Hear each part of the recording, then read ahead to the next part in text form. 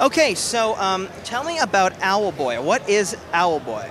All right, so Owlboy is it's best described as a vertical platform adventure game. You can kind of think of it as Zelda if you were controlling it from a side-scrolling perspective and you had flying in it. So the way the game works is that you have open cities that you can explore, you have these vast open areas, and you also have dungeons that you can go through. So you have a linear story, but you kind of have this room to explore. When did you begin working on Owlboy? 6 years ago. So we started with this beta test thing, announced it to the web, and it kind of took off from there.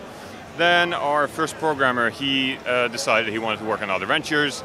We took about a year of walking around trying to find a new programmer, and then after about a year, we found our next guy, trained him up, and we've been working on it steadily for 3 years after that. And so how many of you guys are working on this game? 5. Okay, and what is your history in game development? How long have you been making games yourself? I guess that's a difficult question. Owlboy is really the first game that I've developed by myself. I started out, I think the first commercial title I was involved in was Contra 4. I did some assets for that for Way Forward.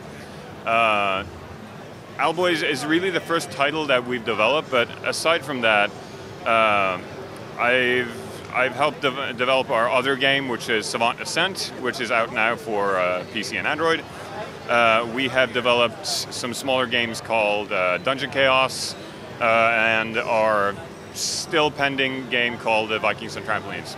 Okay, awesome. And so, do you know, well, where can people go to find out more about Owlboy and about D-Pad Studio? Do you have a website or Twitter?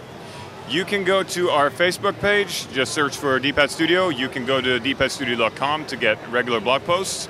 You can go to our Twitter, D-Pad Studio. I think that's at D-Pad Studio. And if you want to find more about Owlboy directly, it's owlboygame.com.